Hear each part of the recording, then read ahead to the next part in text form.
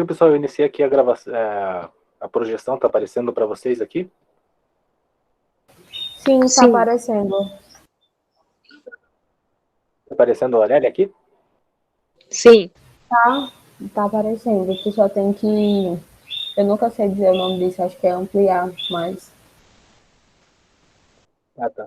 Não, eu só vou apresentar aqui no início, eu não vou ficar nos slides porque o Juliano aqui, que prometeu me ajudar, já mandou eu não usar, porque senão fica meio chato. Então, vai ser mais a gente conversando hoje, beleza? Não vou projetar slide, isso aqui é mais para apresentar o negócio aqui para vocês, beleza? Então, boa tarde a todos. Agradeço a presença de todo mundo que está aí. Eu fiquei muito feliz que tanta gente quis participar desse projeto. A gente ficou muito feliz que durante a semana o pessoal ficou mandando e-mail para o e-mail do PET, perguntando como é que vai ser, como é que vai funcionar, se já tinha grupo no WhatsApp. A gente iniciou ali o grupo, tá no WhatsApp já, daí para a gente poder facilitar a comunicação. A gente fica feliz que vocês estão empenhados em querer ajudar a gente a construir esse espaço. Isso é muito gratificante para mim, para todo mundo aqui do PET. Então, eu só tenho que agradecer a vocês, a princípio, por essa força que vocês estão dando. Então, eu queria saber de vocês, se chegaram a ler o texto, vou pedir desculpas pelos meus cachorros que vão ficar latindo aí, tá bom? Então, desculpem. A gente combinou de ler esse texto aqui, na verdade a gente ia tentar discutir ele semana passada, mas não deu muito certo, porque a gente acabou esquecendo de anexar ele na mensagem, né? Mas tudo bem, a gente ficou para essa discussão para hoje mesmo, então. Então, o nosso tema hoje é racismo e sexismo na cultura brasileira, né? É um texto que a Lélia Gonçalves redigiu em 1984. Basicamente, a gente vai discutir o racismo e a questão da mulher negra dentro desse espectro, da cultura brasileira, no caso. Era mais isso que eu queria apresentar, né? Não sei se é o pessoal das outras comissões aí do PET estão aí, o pessoal do Clube do Livro quer falar alguma coisa?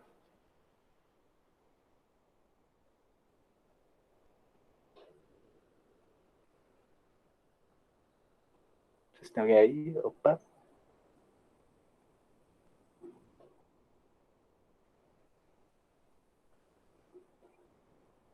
Tá aqui, Alexandre.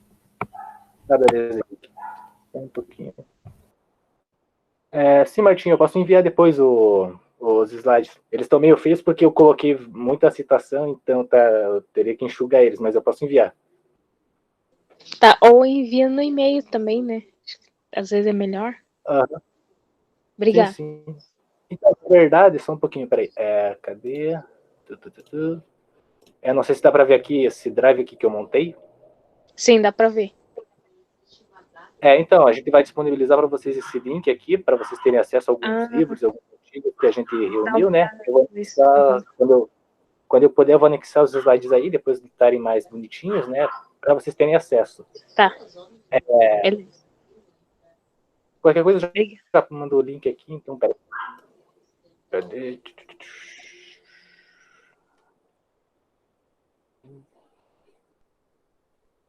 Seria legal, Alexandre, não sei se é muito trampo, mandar tanto no Zap, né, no WhatsApp, quanto no e-mail daí. Não, eu vou Deve ter colocar na pessoas descrição que... do grupo daí, mas... Ah, eu vou sim. no chat mesmo, o link só para eles poderem ver. Beleza, boa. Tá. Se aparece. Não sei se dá para vocês poderem adicionar livro também, o artigo, se vocês quiserem, né? Mas fiquem à vontade, se puderem, se não conseguirem, só mandem uma mensagem. Eu tentei colocar esse livro, esse artigo aqui, eu não consegui, vocês podem colocar, tranquilo daí. Eu estou montando aqui a página da Lélia no nosso site aqui do PET, que é da instituição, no caso, né, do EPG. Tá meio que insapiente, eu ainda estou montando, tentando deixar mais bonitinho. Isso aqui tá, não sei, tá muito texto, não tem muita vida, tá? Mas conforme o tempo vai passando, eu vou tentar melhorar e, não sei, de repente consigo colocar os livros aqui também para vocês poderem terem acesso daí. Acho que no geral dessa parte era mais isso. Henrique, se quiser falar um pouco sobre o Clube do Livro, né, que a gente já vai iniciar, né? aqui está o modelinho que eu fiz, daí se o Henrique quiser falar alguma coisa. Não, só para avisar mesmo que a gente vai começar a iniciar o clube de leitura, né? Que a gente pega um livro escolhido pelo pessoal, igual foi falado no primeiro encontro aqui, e a gente discute sobre ele. Vocês também quiserem dar suas opiniões e tudo mais, e para o pessoal que está na graduação, ou que às vezes tem dificuldade, né, de interpretar o livro e tal, mas vai começar agora no começo de maio. Aí eu vou pegar os e-mails do pessoal, né, que foram os e-mails enviados os mesmos para Lélia Gonzaga, e quem quiser participar, se inscreve lá. E era mais isso, Alexandre. Tranquilo, pessoal. Disso aí era mais um merchan mesmo que a gente ia fazer. Tá, tem gente querendo entrar. Interromper aqui o compartilhamento, né? Ficar só na conversa mesmo, não ficar no slide. Mas eu vou tentar fazer a minha apresentação nos slides mesmo, só para não ficar muito poluída assim a tela, tá?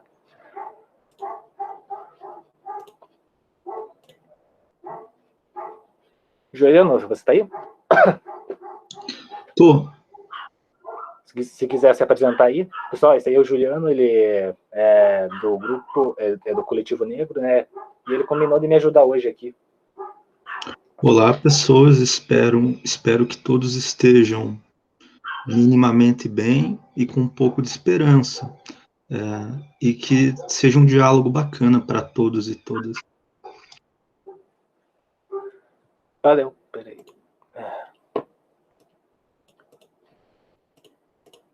Bom, gente, se vocês puderem se manifestar um pouquinho, né? Só dizer quem leu o texto, quem já tinha tido algum contato com ele, só para a gente iniciar essa conversa aí.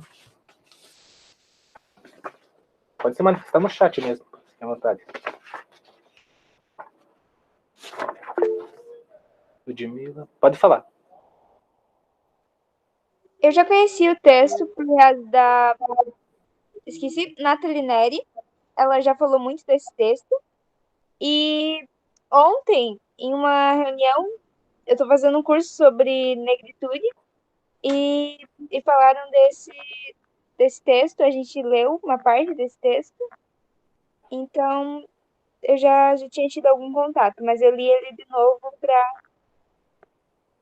rever algumas questões. Bacana. Mais alguém? Então, Alexandre, eu não conhecia assim, na verdade, eu não tinha lido, mas a maioria dos eventos que falam sobre Lélia Gonzalez indicam bastante esse texto. E depois que vocês passaram, eu disse, agora eu vou ler mesmo. Me senti instigada e é um tapa na cara, porque esse artigo da Lélia, ela vai pegar um panorama, né? Um panorama geral, como a sociedade brasileira, a cultura brasileira, ela vai lidar, né, com essa questão racial. Então, é muito, muito interessante. Então, a gente vai, ao longo do tempo, aqui discutindo alguns pontos. Vou deixar tu puxar aí. Bom, é bacana isso, né? Não sei se mais alguém quer falar mais alguma coisa. Fique à vontade. Uma impressão, assim, do texto, não sei. Pode se manifestar.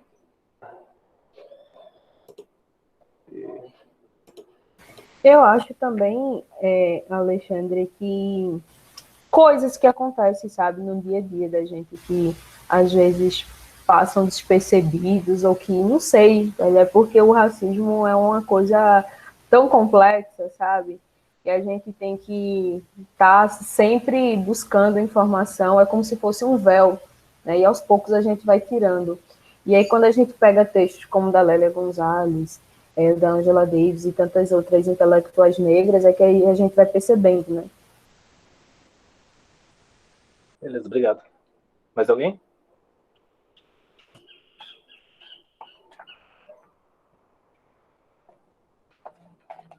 Bom, pessoal, semana passada a gente já tinha feito uma...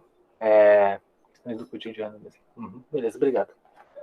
Semana passada a gente já tinha feito uma breve introdução, né, sobre quem foi a Lélia, né, e aí a gente já tinha puxado a ideia de trazer esse texto, né, para discutir isso que o pessoal já comentou, né, sobre o racismo nas pequenas coisas, no cotidiano, né, na coisas que a gente nunca percebe, né. Então, assim, não sei se alguém quer começar a falar alguma coisa que chamou a atenção, qualquer coisa. Tá. Bom, pessoal, o texto começa com uma epígrafe, né? Ela começa falando sobre uma situação, um jantar para qual, não sei se isso aqui realmente aconteceu com a Lélia ou se foi com algum conhecido, não consegui entender muito bem isso aqui, né? Mas é uma situação que aconteceu assim, como é que é falado? Uns brancos muito legais chamaram a gente para um jantar. E o que aconteceu?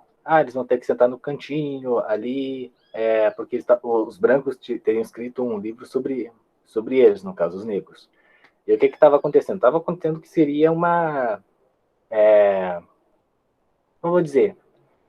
Isso aqui é sobre os negros, mas eles vão ficar ali no cantinho, porque é a gente que está falando deles, entenderam? Então, essa aqui é a questão, acho que vocês conseguiram perceber. E aí, quando o pessoal começou a querer se juntar, né, querer aparecer, começou uma certa confusão e isso acabou criando um certo conflito nessa festa, né? Deixa eu mandar alguma coisa aqui. Tá. Bom, basicamente nessa epígrafe, como a Lélia fala, né? Deixa eu entrar aqui no slide. Tá.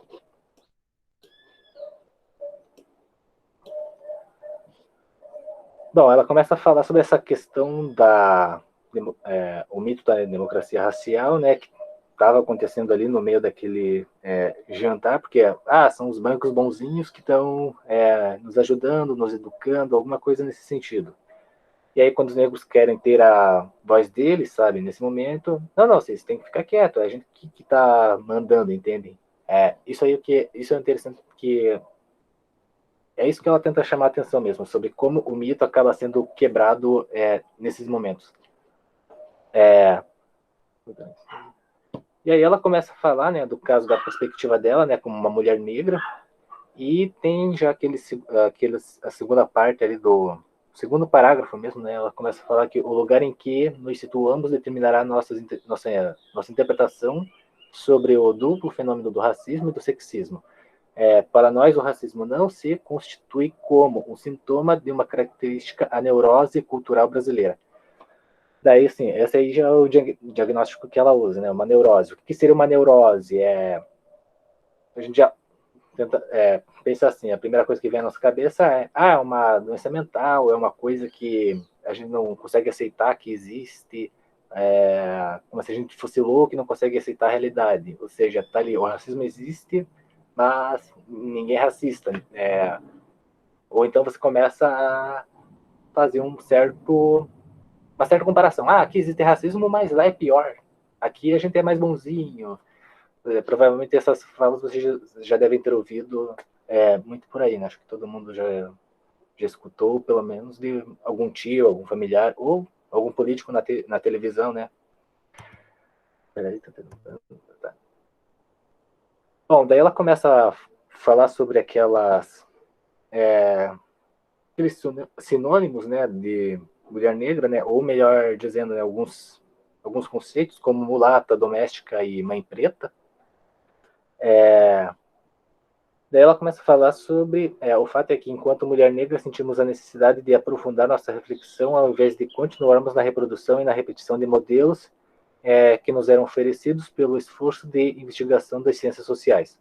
Os textos só nos falam da mulher negra numa perspectiva socioeconômica que elucidava uma série de problemas propostos pelas relações raciais. Daí ela começa a falar, né, do suporte teórico dela, né, que foi o Freud, o Lacan, né. Nesse momento ela já tinha entrado na... não tinha visto aqui o comentário no chat. Obrigado, Mariana. Ela fala sobre a influência como Lacan e Freud foram na vida dela e como isso ajudou ela a perceber ou dialogar melhor nas análises que ela fazia da sociedade, né? Acho que foi lá pelos 40 anos, mais ou menos, quando ela começou a trilhar esse caminho, não vou lembrar agora, quando ela começou a se interessar pela área da psicanálise. Então, isso acabou dando para ela um novo filtro, uma nova percepção assim sobre o racismo e como trabalhar, como discutir ele, né? Alexandre, licença. Salvo me engano, esse interesse pela Lélia em relação à psicanálise é justamente depois da morte do primeiro esposo dela, né? Que aí ela sofreu ainda mais, né, os efeitos do racismo, porque a mulher negra vai sofrer sempre, né? Mas aí tem aquela questão que ela fala que a família dele não queria que ela casasse com ele, tem toda, né, aquela pressão. Sim, daí depois disso aconteceu que ela acabou casando com um negro, né, o mulato, como é dito, né. Só que esse cara negro não reconhecia, ele não era muito adepto a lutas raciais, né. Se quiserem ir conversando, pessoal, vamos fazer nesse sentido, assim, eu vou falando e vocês podem ir fazendo observações, fiquem à vontade. E isso ela casou com esse homem negro e mesmo assim ela ainda não deixava de viver a opressão, né? Porque tem essa ideia, né? Não, eu vou ali, vou dialogar com uma pessoa que como é que eu posso dizer, meu Deus, assim, que está, velho, eu não sei explicar, que é negro também, por exemplo, eu sou uma mulher negra, eu vou me envolver com outra pessoa negra e eu acho que vai ser diferente. Como ela também até fala, né, que no movimento negro, os próprios companheiros sempre estavam ali oprimindo, não estava dando espaço para as discussões. Então, não quer dizer que porque ela estava no movimento negro, porque ela se relacionava com a pessoa negra, que ela estava isenta de sofrer algum preconceito, né? Uhum. Alguém levantou a mão? Pode falar. Kiara, né? Até porque existe uma interseccionalidade, né? Enquanto ela era mulher e negra. Ela não deixa de ser mulher e ela não deixa de ser negra. Então, a partir do momento que ela está se relacionando com um homem negro, existem questões específicas, porque ela é uma mulher. Mas existem coisas que eles vão entender porque as duas pessoas são negras. Mas enquanto mulher negra, ela vai ter questões específicas de mulher negra, que ele não vai ter, porque ele não é uma mulher negra. Ele é um homem negro. E aí se torna complexo. Tem até um trecho que ela fala sobre o quanto esse não reconhecimento da própria negritude, talvez isso tenha partido, inclusive, desse casamento dela com esse homem negro. Se não reconhecimento da própria negritude é uma arma colonial. A partir do momento, porque para os brancos é vantajoso que você não reconheça a sua própria negritude. Não quer dizer que você vai ser aceito nos lugares. Mas se você for, você vai ser o token deles. O que é negro demais para estar naquele espaço, mas a gente finge que não é negro quando a gente quer usar isso de toque, quando a gente quer usar isso para deixar bonitos os discursos, mas de resto a gente finge que ele não é negro. É muito interessante, muito complexo. E ela vai falar muito disso. Tem um parágrafo inteiro destinado a isso. Ô, Kiara, no que tu falou agora sobre interseccionalidade, tem uma parte do trecho do texto que ela diz assim, né, sobre sexismo e racismo, e vai ser um dos efeitos mais violentos da mulher negra, né? Aí vem toda aquela análise que a Angela Davis faz em Mulheres, Raça e Classe, né, sobre a posição da mulher, né? A mulher negra como na base. E aí a gente pensa o que tu acabou de falar, né, sobre a interseccionalidade, que a mulher negra vai ser afetada tanto pelo gênero como raça e classe, né? Exatamente. Isso sem contar a sexualidade também. Porque para a mulher negra, primeiro que a mulher negra ela é colocada num espaço onde a sua sexualidade não existe, né? A sua sexualidade existe para o mérito de outra pessoa. Ela existe, a mulher negra existe como objeto de desejo, mas não como um ser humano completo com uma sexualidade própria. Então, a partir do momento que ela foge da heteronormatividade, ela não cumpre o seu papel social. Porque seu papel social é ser objeto de desejo masculino. Então, tem mais essa interseccionalidade para fazermos. Pode falar, Juliano. Eu só quero colocar algumas questões nisso que foi falado e que você falou, Alexandre. Dá para me ouvir? Assim, tá. Uma coisa que eu penso é a própria estrutura narrativa da Lélia, né? Que é utilizar uma linguagem mais com gírias, mas ao mesmo tempo bastante erudita, né? Esse termo erudito caiu em desuso, mas ela conseguir fazer essa ponte na escrita dela, eu acho bem legal, né? Também eu acho legal uma certa dimensão performativa da narrativa, no sentido que ela vai criticar o Caio Prado, né? Porque a gente da história tem aquela dificuldade, porque ele é um sujeito do seu tempo, né? Então, normalmente, a gente não critica por isso. Mas a Lélia coloca uma dimensão performativa na narrativa dela de contestar isso mesmo, né? Eu acho isso bem válido. Outra questão, só duas coisas. Aí uma é sobre democracia racial, né? Porque não é um termo do Gilberto Freire. Sempre coloco isso, Gilberto Freire, um dos meus antropólogos preferidos, porque ele é muito perigoso, né? Por isso que a gente tem que ler. Mas esse termo é criado pelo Florestan Fernandes e pelo Clóvis Moura, como uma forma de abordar criticamente a obra Casagrande Senzala, sem entrar no contexto desse livro, que eu acho importante. E a outra questão dessa a dialética angoleira da Lélia, se apropriando da psicanálise, é interessante isso, porque o primeiro cara a utilizar as teses do Freud no Brasil é o Juliano Moreira, né, que é um psiquiatra negro, e ele foi psiquiatra do Lima Barreto, na segunda internação do Lima Barreto.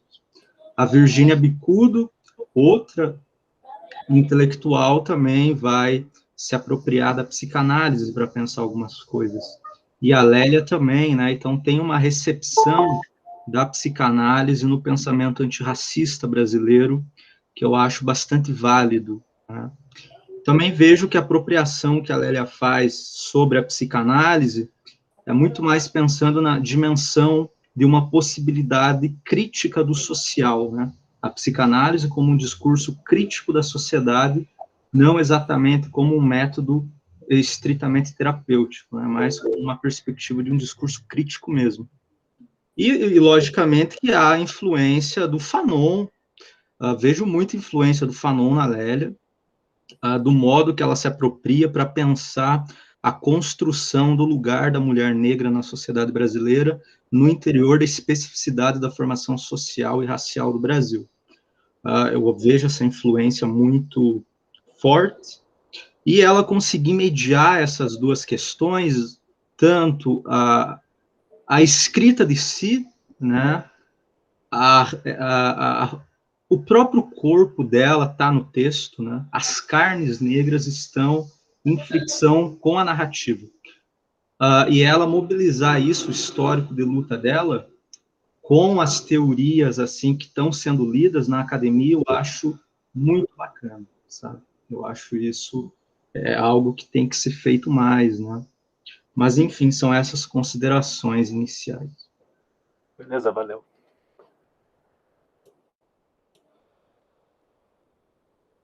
Não sei se mais alguém quer fazer mais algum comentário sobre isso.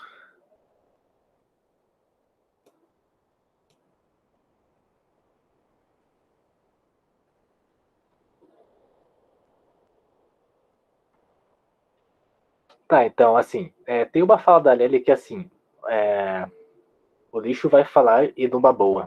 Isso aí, basicamente, não sei que aqui já teve algum contato com o livro Lugar de Fala, da Jamila Ribeiro, né?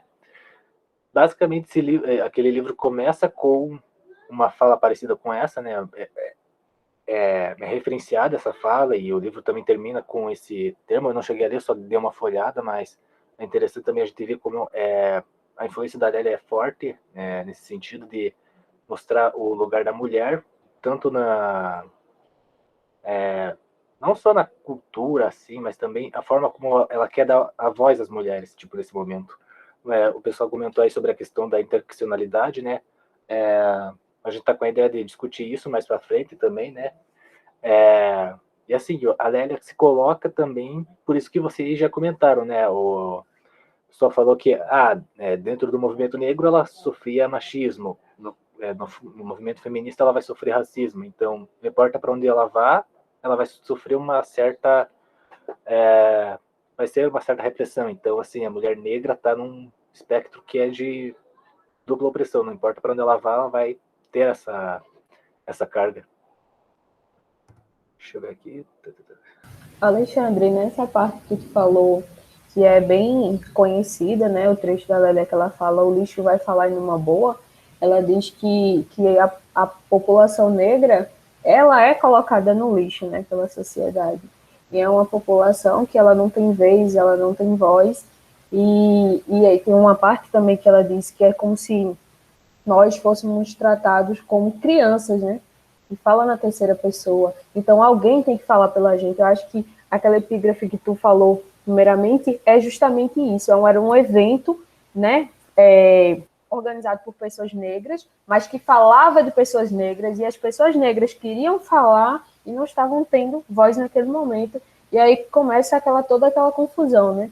E ela diz assim que a pessoa negra ela é colocada como uma pessoa de irresponsabilidade, de incapacidade intelectual, de criancice. Então, ela bate muito nessa questão, né, da voz, de falar. E eu acho que hoje, né, com muita luta, a gente ainda consegue falar, mas eu acho que a gente precisa de muito ainda. Mas acho que, tipo, minha avó, por exemplo, que é parte de pai, né, que é a família toda negra, e a parte de mãe é toda branca, não conseguia falar, por exemplo, sabe? Então tem muito isso. Beleza, obrigado.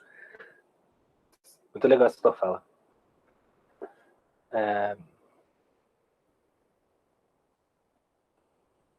Bom, um pouquinho mais para frente, assim, ela começa a questionar essa questão da gente negar o racismo, né? Da gente falar racismo, onde, não sei o quê, como assim, não existe, né? Eu vou ser um pouquinho mais direto, né? Da gente já iniciou o debate, né? Só para se eu ficar lendo aqui os slides, né? O Juliano já me falou que isso aí vai atrapalhar. Então, vou tentar fazer isso aí mais dinâmico, né? Bom, ela começa a falar sobre a questão da consciência e da memória, né? O que vem a ser isso? Quando a gente fala consciência, o que a gente está imaginando, assim? E o que vem a ser memória? Bom, obviamente a consciência, em dado momento, ela pode estar querendo se referir tanto à história oficial, assim, ou uma mentalidade que a gente tem, assim, que não vou dizer que é fixa, mas que é mais sólida, enquanto a memória seria mais a questão do individual. Então, o que torna o que vem a ser esse jogo dialético? Não sei se o Juliano chegou nessa parte, não sei se quiser comentar esse trecho. Então, a consciência e o inconsciente, eu não li todos os seminários do Lacan, já aviso, li uma outra coisa do Lacan. Tanto a consciência quanto o inconsciente fazem parte de uma mediação pela linguagem, né? O Lacan tem aquela frase famosa, inconsciente é estruturado por uma linguagem, porque tanto o inconsciente quanto a consciência, eles existem a partir da fala, né? Da linguagem. É a linguagem que faz essa relação do eu e do outro. É por isso que a consciência, a Lélia vai colocar alguns fatores, eu até anotei aqui, ela tem uma dimensão de desconhecimento, né, porque ela tem outras partes, né, tem a consciência, mas tem o inconsciente também. Então, tem a dimensão da alienação, né, quem trabalha com isso é o Fanon muito, a Judith Butler também, num livro chamado A Vida Psíquica do Poder, né, como que é a consciência produzida, né, quase sempre por um intermédio de alienação, porque a gente se torna sujeito a partir das instituições, né? Só que as instituições são racializadas também. Então, como acontece essa produção da consciência do negro e do branco, né?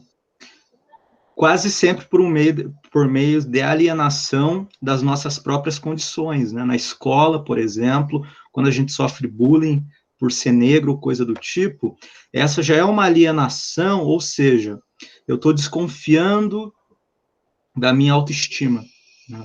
E isso é consciente. Eu acho bem interessante o modo que ela vai mobilizar isso também.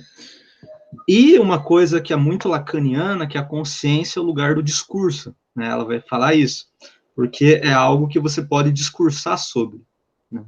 Então, quer dizer, a consciência, esse lugar também do discurso. A memória, cara, a gente que é da história, né? Pode ser talvez mais interessante, ela vai falar do não saber, porque a memória ela é passiva de buracos mesmo, né? A memória ela tem fendas e tal. Ao mesmo tempo, ela faz a pontuação, né, que a memória inclui o que consciência exclui, né? Por isso eu tenho esse jogo dialético que ela comenta. Isso mesmo, cara. E ela vai usar uma frase que é do Lacan, que a verdade tem uma estrutura de ficção, né? Essa frase do Lacan é bem famosa, porque as verdades, nesse caso, elas são produzidas historicamente, né? E isso também é interessante. Quais são as verdades das memórias, né? De quais memórias ela está falando? Por exemplo, negar o racismo é um modo de produzir uma certa memória, né? Eu estava falando sobre isso, eu lembrei desse livro aqui, tá aparecendo? Tá, eu tenho o nome do livro é O Racismo e o Negro no Brasil, Questões para a Psicanálise. Para quem gosta de psicanálise, é um livro bem legal. E tem um outro livro meio pioneiro da década de 90, que é Psicologia Social do Racismo, estudos sobre branquitude e branqueamento no Brasil. A psicologia, a psicanálise, eu não sou dessa área, mas são meio pioneiro nesses estudos, né? Mas essa relação entre memória e consciência da Lélia é bem psicanalítica, na real. Eu acho que é isso.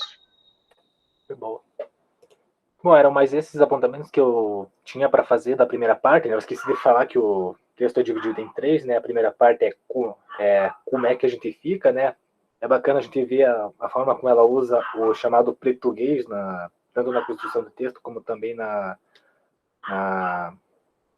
também no subtítulo, né? Já se pergunta, né? Como é que fica nós? Como é que a gente fica, né? Nós negros aqui, nesse espaço aqui em que brancos estão querendo falar por nós. Qual que é o nosso papel nessa luta? Aí já para o segundo, né? A nega ativa. O que seria ser isso? Aqui daí ela começa a falar sobre a questão do carnaval, né? A gente sabe que no carnaval a mulher negra se torna o alvo dos holofortes aí. Vamos tocar o samba para ver a mulatas andar, ver os quadris, não sei o quê. Assim, tem gente que diz, mas isso aí é uma forma da gente dar valor à mulher negra.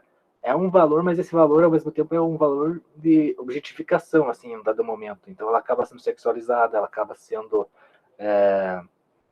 desejada, assim, pelo corpo também, e a Lélia vai trabalhando como é que essa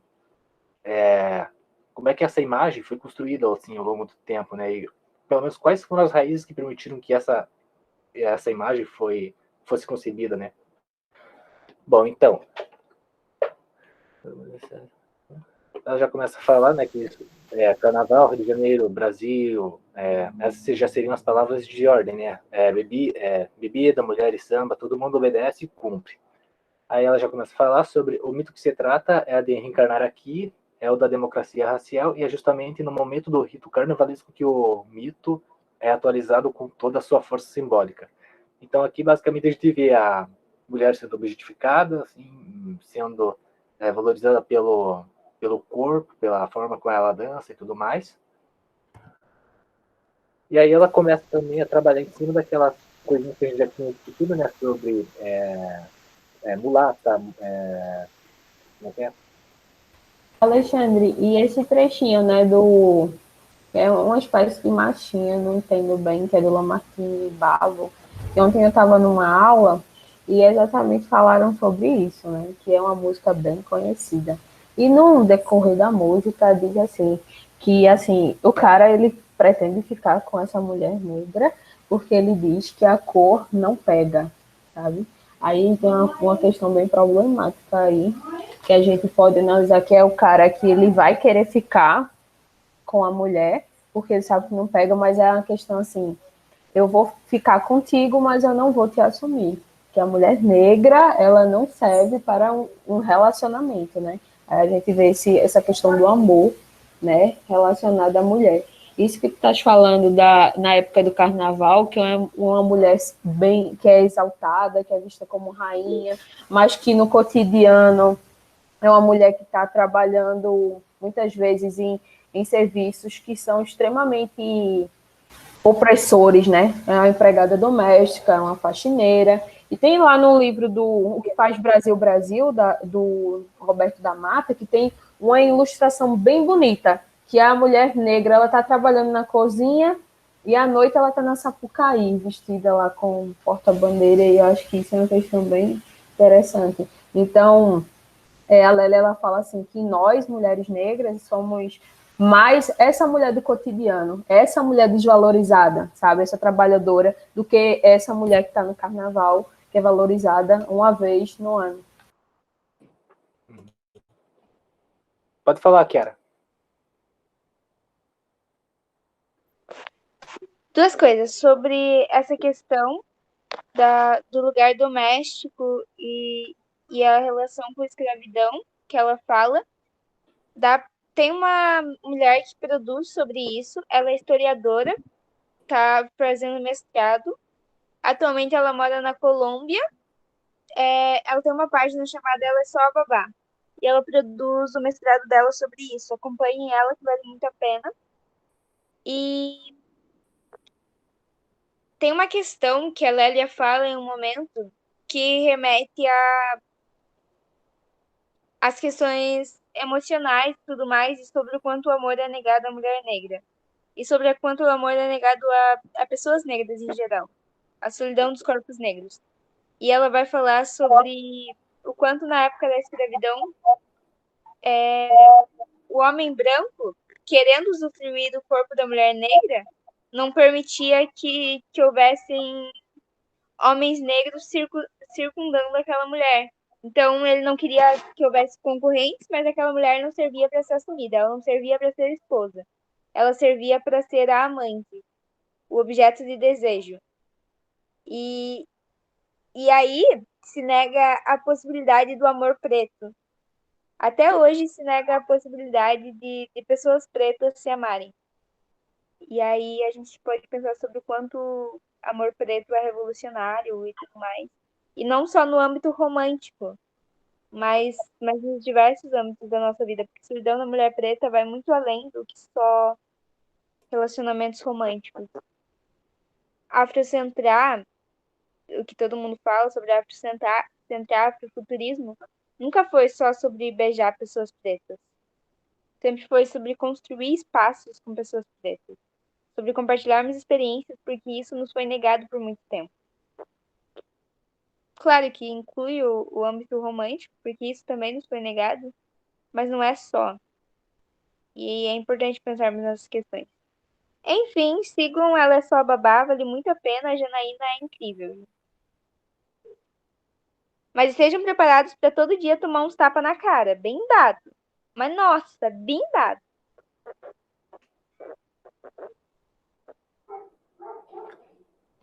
Bom, assim, nesse caso, é legal assim essa intervenção de vocês. Se puder mandar o link, que acho que a Ludmilla está pedindo ali. Não sei se tiver link ou nome, não sei. Então, assim, dentro dessa construção do carnaval e tudo mais, né? A gente tem essa coisa que vocês comentaram, né? Sobre a mulher negra ser mais objeto de desejo, né? Tipo, vamos foder uma vez e acabou. E com que o homem vai casar, né? Vai casar com a mulher branca. Por quê? Porque ele já vai estar meio que preparado, né? Tipo, ele já vai ter treinado assim com uma mulher negra, então ele vai saber fazer bonito com a branca. Daí, no caso, a Lélia até é mais pra frente, na verdade, eu acho que na terceira parte, né? Que ele fala do. Como é que fala mesmo? Cadê?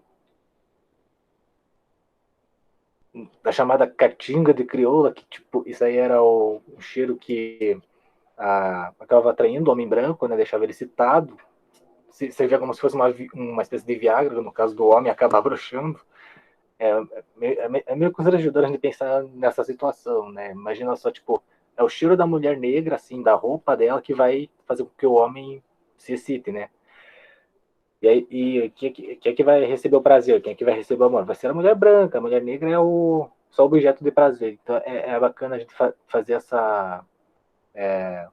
Pegar isso que vocês falaram, né? Pegar também isso que a Lélia está trazendo para a gente, porque tem muita relação e faz a gente refletir muito sobre isso. Ela faz aquela construção, acho que tanto da mulata, tanto da mãe preta, né? Mais para frente daqui tá. Acho que da doméstica também, né? Daí ela vai falar da. Cadê?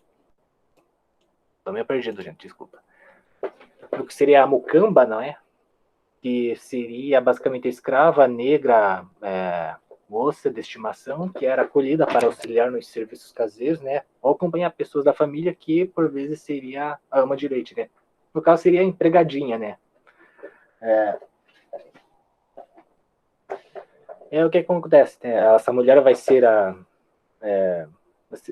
doméstica, vai ajudar a patroa a criar os filhos, no caso, ou às vezes é só a mulher negra que tá criando as crianças, né? E a mulher branca vai estar lá no conforto, a mulher negra vai ser a ama de leite para alimentar as crianças. E aí, acho que ela faz essa discussão, né, com relação mais ao patriarcado, né? Ela faz depois uma referência à questão do sobrenome, né, que é sempre o sobrenome do pai. Então, ela faz essa reflexão acima tanto do patriarcado e também de como as mulheres acabam sofrendo essa objetificação, ou não sei se dá para dizer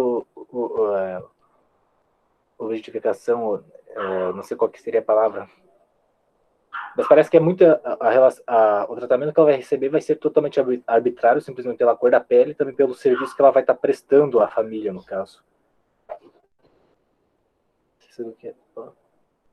O Alexandre, e na nota de rodapé, que eu dei uma olhadinha, eu até coloquei aqui mais ou menos, a Lélia, ela faz uma crítica sobre... Só um instante. Sobre essa questão da mulher negra quando ela ascende socialmente, né? E aí ela até diz assim, quando os vendedores batem a minha porta e perguntam, onde está a madame? Então, a mulher negra, ela não pode ser colocada como essa mulher que, né, está num patamar relevante socialmente, como também quando a mulher negra, ela chega, sei lá, ela é uma atriz, né, famosa, ela é uma jornalista, e também é questionada essa posição dela. Porque quando questionam um artista, questionam num segundo sentido, né? O que ela fez para ela chegar lá? O que ela está fazendo para chegar lá? Então, essa questão sexual, ela está muito, muito impregnada, né? Nessas relações. Uhum.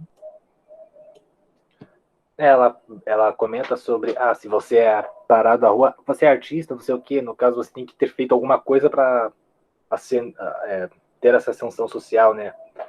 Então é bacana a gente ver esse comentário também, muito bacana. Acho que mais para frente daí, né, depois que ela fala sobre a questão da mucama, acho que é um pouquinho mais para frente dela, ela se pergunta, né, o que nossas avós fizeram, né, para nós, as netas dela, sofremos esse tratamento, né? Qual que seria a relação histórica, o que as mulheres negras antigamente teriam feito aos brancos para as mulheres negras acabarem ficando nesse jogo de cintura que ela comenta, né? De você ter sucesso, mas ao mesmo tempo você ser rechaçada por isso, você ser criticada. Deixa eu ver, tô perdido aqui, gente. Foi mal.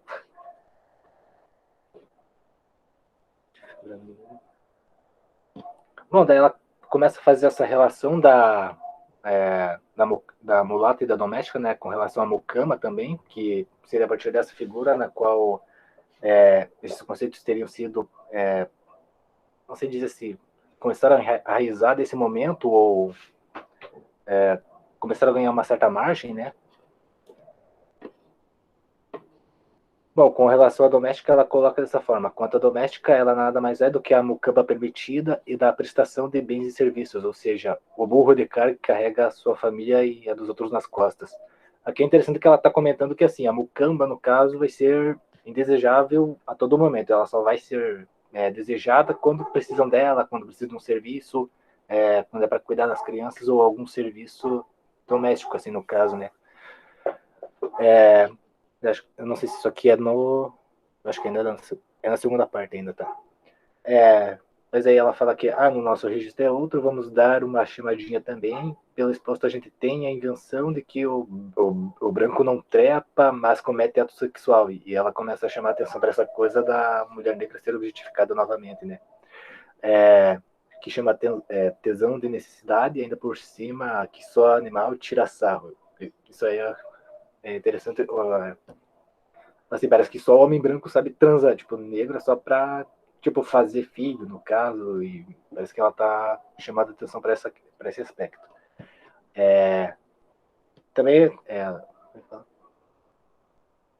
aqui novamente ela cita a questão da neurose cultural brasileira, né, na cultura brasileira, que novamente ela está basicamente construindo novamente os casos em que a mulher sofre racismo, sofre preconceito, sofre machismo e tudo mais, só que ao mesmo tempo ainda é negado. No caso, a mulher negra vai ser excluída dos seus lugares de, não sei, de privilégio. No caso, a mulher ela vai estar lá, só vai fazer o serviço dela e acabou. Ela não vai ter direito à fala, nem nada, nenhum tipo de privilégio. Então, ela chama novamente a atenção para essa questão da neurose, né? Deixa eu ver. Tá, essa aqui, na verdade, aqui é novamente aquela parte lá que eu já tinha falado da Caatinga de Preta, mas aqui acho que é porque eu já estou me repetindo, desculpe por isso. Bom, daí aqui acho que já estamos entrando na terceira parte, né? Alguém falou alguma coisa? O Alexandre, tem uma outra questão que ainda é na segunda parte, que é bem interessante, que ela fala dessa concubinagem, né? Que era permitida, mas o casamento era demais. E quando o Juliano falou que esse texto tem muito da Lélia, realmente, porque a Lélia viveu isso, né? Quando ela tentou casar lá com... Tentou não, né? Quando ela casou, eu não recordo o nome do primeiro esposo, né? Que é um espanhol, né? E que a família pensava assim, não, é só um caso, então tá tranquilo. Mas quando soube que realmente era um casamento, aí a confusão começou a ficar bem maior, né? No caso, tipo, ele só vai brincar com essa negra, né? Não vai casar. Chegou a hora de casar. Então, é bacana isso.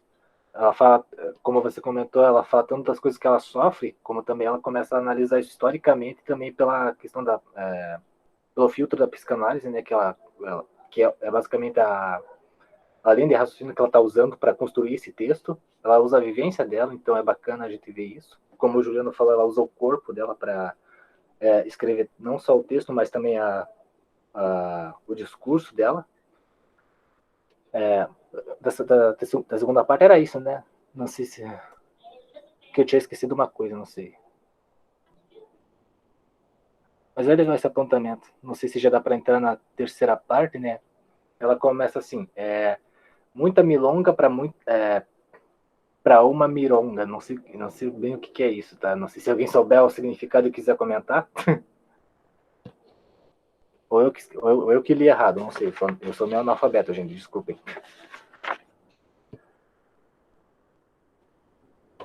Tá, Bom, aqui na verdade ela começa a falar sobre a questão da cultura negra, né? Ela começa falando sobre um bispo que fala que a inclusão da cultura negra na sociedade brasileira seria uma regressão, no caso, mas assim, o que viria a ser um avanço? O branqueamento, no caso, chamar mais imigrante europeu para vir para cá e esbranquecer a gente, todo mundo vai virar cristão, vamos acabar com as aldeias indígenas e, sei lá, ir para frente, né? Esse seria o progresso, né?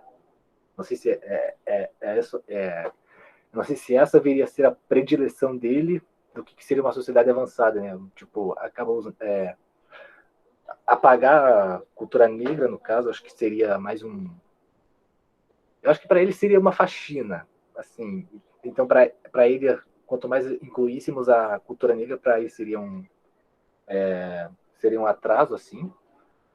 E aí ela começa a questionar, né? Ela começa a falar sobre... Cadê? Tá, ela já rebate isso aí, falando que o nosso Brasil já está africanizado de alguma maneira, né? Querendo ou não, toda a nossa língua, a nossa forma de falar tem um traço africano, assim. Então, ela já começa a falar. Então a gente já está, sei lá, A gente já está atrasado, então. E aí ela vai continuando isso, né, de que os negros tiveram uma grande influência na nossa cultura e tudo mais. A questão do carnaval também, ela rebate isso novamente, mais no final. E cadê?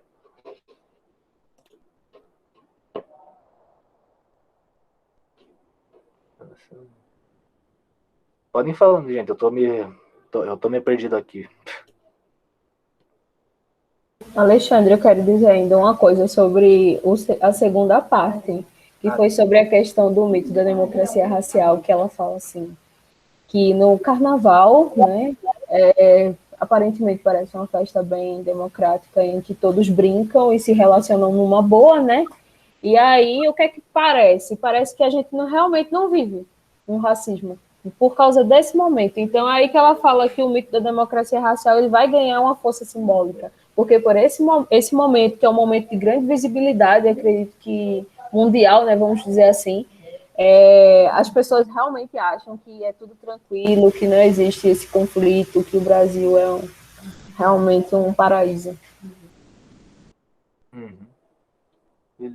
Obrigado pelo comentário, bacana. É bom a gente ir voltando assim, de vez em quando, assim, nos trechos anteriores, a gente comenta coisa que a gente esquece, né? Foi mais, gente. Pode falar, Kiara? Uma questão que ela levanta é sobre o quanto esse mito da democracia racial tem a ver com a questão das mães pretas e da questão doméstica e tudo mais. Na verdade, é bem simples. Brancos são criados por domésticas pretas. Eles enxergam a negritude, mas eles enxergam pessoas negras no seu convívio e eles têm a noção ideal de que aquela pessoa é quase da família. Aquele ideal, sabe, não, mas ela é quase da família, como assim? Não existe racismo entre nós. Mas ela dorme no quartinho da empregada. Ela não come com os demais da casa. E aí, nessa de ser criado por mulheres negras, o racismo se perpetua. Até porque a mãe branca, que é realmente mãe daquela criança, não vai deixar que aquela criança seja ensinada sobre questões raciais. Porque isso seria admitir que o racismo está presente naquela dinâmica. Então, mesmo que essa criança seja criada por uma doméstica preta, ela não vai ter noção de questões raciais. E ela vai crescer achando que é uma democracia racial, porque, como assim? Ela foi criada por uma mulher preta que fazia quase parte da família? Como assim? Racismo não existe. Então, é bem interessante de entender como o racismo se alimenta. Tem uma parte também que a Lélia fala, que é sobre essa questão do o homem branco, que supervaloriza a mulher negra no carnaval, mas quando essa mulher negra entra em determinado espaço, ela é relegada à margem, né, vamos dizer assim, por exemplo, o que ela até diz no texto. Quando a mulher negra entra num prédio, aí o síndico já diz, né, tem que entrar lá pela parte lá de serviço, né, o elevador de serviço, sempre, como a Kiara falou, sempre é um lugar mais escondido. Aí ontem na aula que eu estava assistindo, a professora falou que a Grada Quilomba, em entrevista, tinha dito que a arquitetura brasileira, ela é muito colonial. Então, aí a gente não vai levar diretamente ao pé da letra, mas como esses prédios eles são construídos, né? Porque aí tá, como a Kiara bem falou, um prédio que vai estar ali os quartos, a sala, a cozinha, um ambiente de convivência para essa família, mas o quarto da empregada vai ser sempre na área de serviço, vai ser um quarto pequeno, vai ser um quarto que não tem ventilação, o elevador também é totalmente diferente, então a entrada e a saída dessa mulher. E aí a Lele também vai falar no texto que a mucama é a mulher negra atual, é a empregada doméstica. Não, não muda, assim, sabe, muita coisa.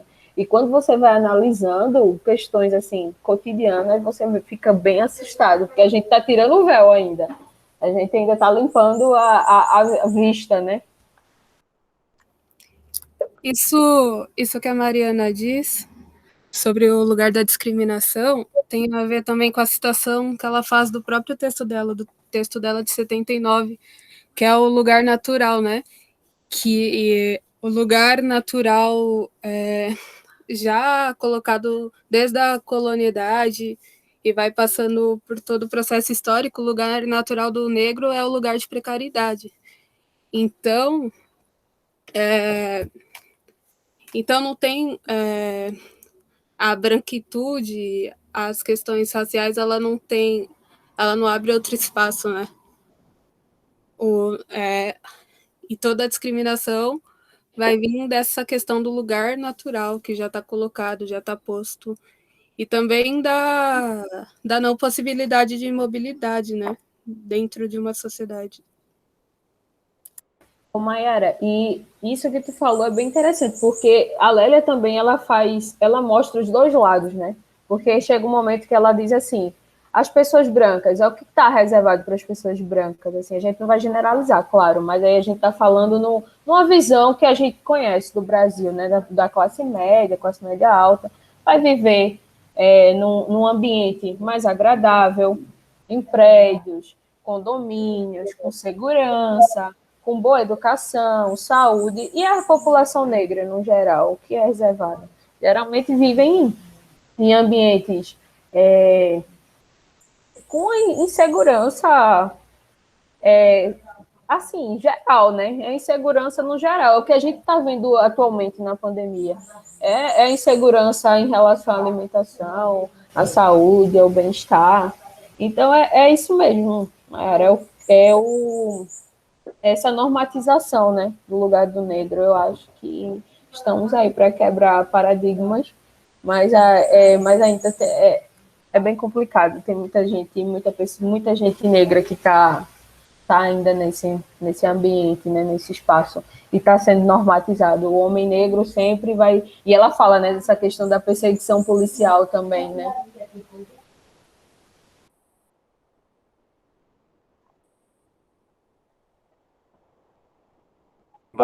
Pode falar, Kiara, você está com o microfone aberto?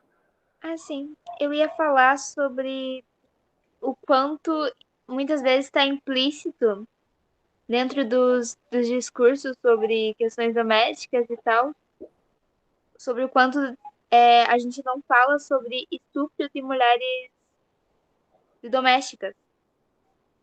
A gente não fala sobre essa questão, mas essa questão existe, porque existe uma ideia social de que a mulher negra foi feita para servir sexual e em trabalhos e no âmbito sexual. Mas se essa mulher negra denuncia o patrão, ela vai ser colocada como a errada, porque ela estava na casa, ela seduziu o homem, ela é a mulata safada. Então tem todas essas questões. Por que que dentro do Brasil a maior parte das mulheres, das mães solos, são mulheres pretas? Todas essas questões sobre estupro, sobre solidão da mulher preta, sobre o lugar destinado a mulheres pretas.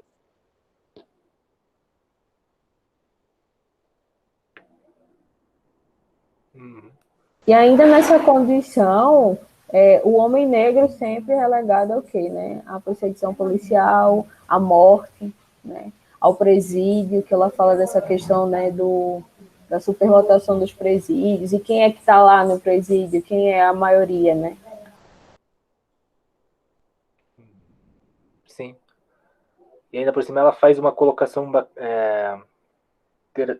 não sei se foi nesse texto aqui ou se foi em outro, quando ela coloca a questão da educação como se fosse, assim, se o homem negro educado, a educação dele como é que fala? É uma característica branca, é um atributo branco. Nossa, você é educado para um negro. Ah, você é um negro comportado, como é que ela coloca? Eu não sei, mas eu lembro que existia aquele termo lá, você é negro, mas é de alma branca, sabe?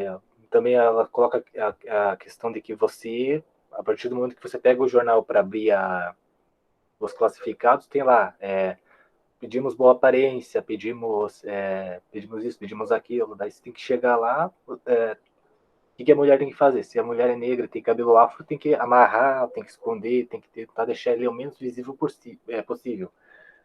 Era interessante que nesse livro da Lélia coloca muito sobre como isso foi uma influência na vida dela, porque no período em que ela estava estudando, né, as moças tinham que ser comportadas, né, então era lá, vestido longo, saia longa, a camisa não tinha decote, e ela por ter cabelo afro, assim, o que ela fazia? Ela tinha que deixar amarrado, tinha que deixar preso, o menos visível, no caso, tentar não necessariamente apagar, mas esconder as características negras dela, no caso. Então, eu acho interessante isso que vocês pontuam.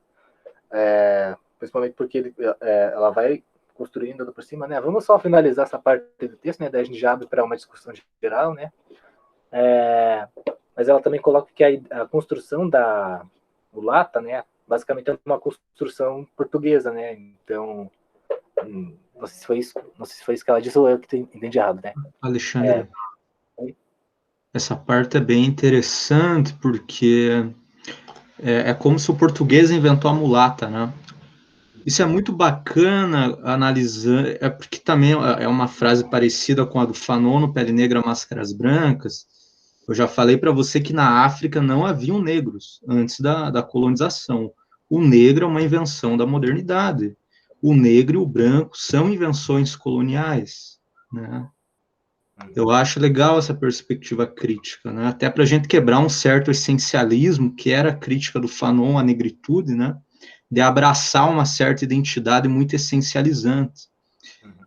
Mas essa questão que ela coloca eu acho muito interessante. O português criou a mulata, porque o branco e o negro são invenções coloniais, né?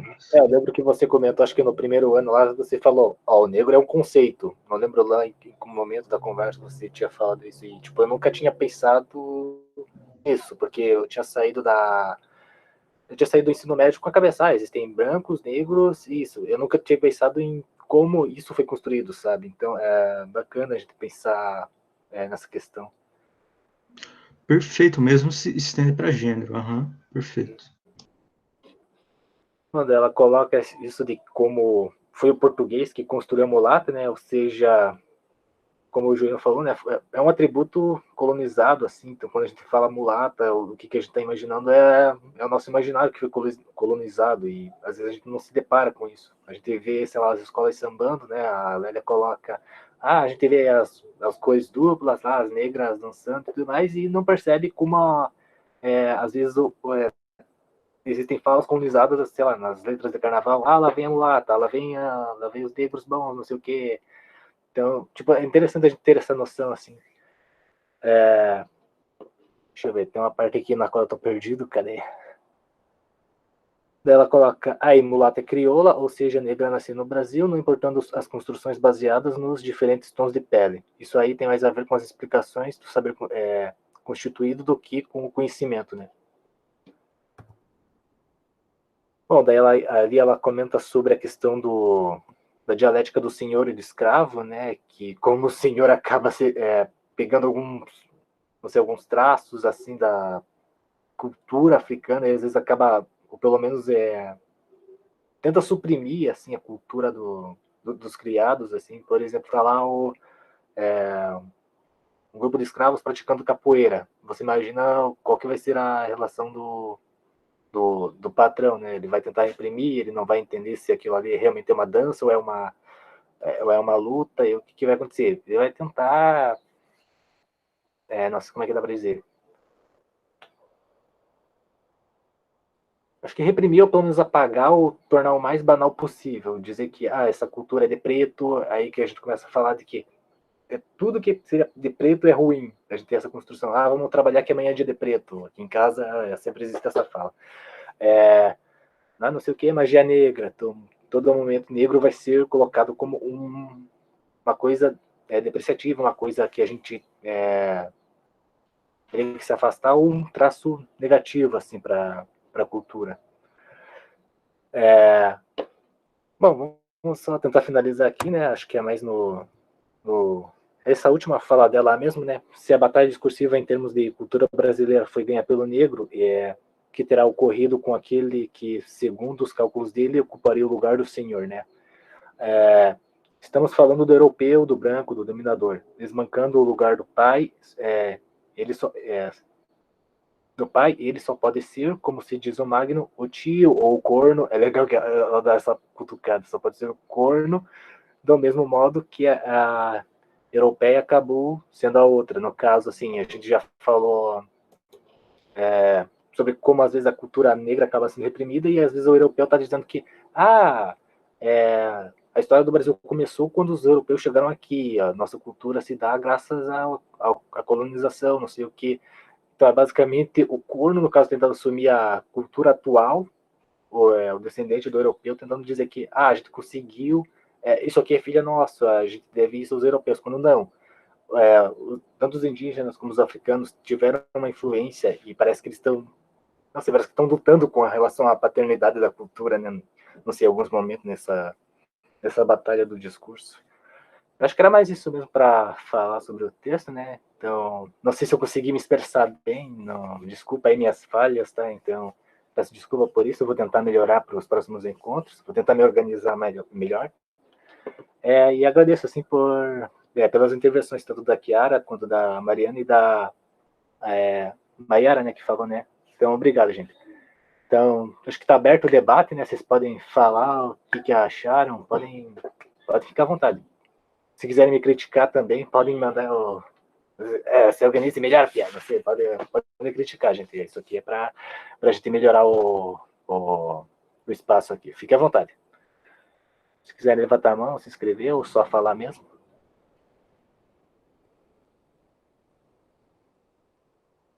Alexandre, eu já falei tanto, eu só queria mesmo agradecer, sabe? Essa iniciativa de vocês, dar espaço, né? Para falar sobre Lélia e sobre tantos outros intelectuais que a gente está pensando aí, negros, né? Então é isso, e eu acho que você está maravilhoso, meu filho. E a gente está aprendendo junto. Obrigado.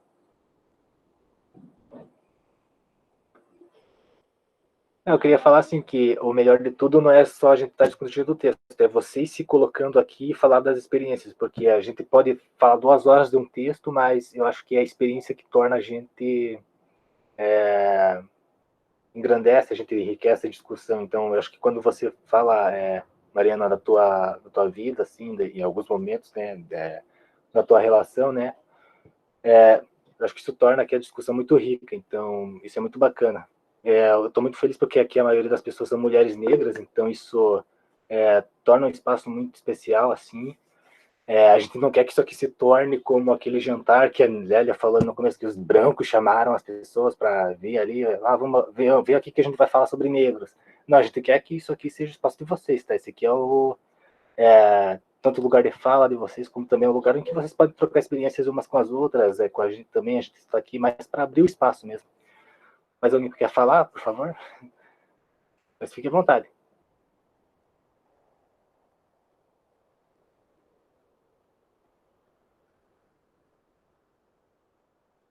Sobre o microfone, não sei se alguém quer falar. Podem falar o que acharam do texto, não sei. Opiniões. Não, por hoje é só. Se deixar, a gente fica falando umas 3 horas. Mas assim, chega por hoje, né? Vamos descansar. Não se preocupe, daqui 15 dias eu apareço falando mais. Fechou, então. Não é à toa que eu vou fazer comunicação. Legal. Encerramos então por hoje? Se alguém quiser falar qualquer coisa, a gente vai até 6h30. Ó, temos 8 minutos então, não sei. Acabou então, gente?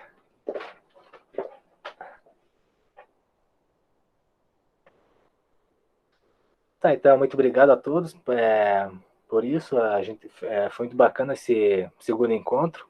Eu vou tentar melhorar assim para os próximos, assim, então é muito bacana assim vocês estarem participando, assim, eu agradeço de verdade. E acho que é mais isso mesmo. Obrigado pela participação. Então, boa semana, até daqui a 15 dias. Tchau, tchau.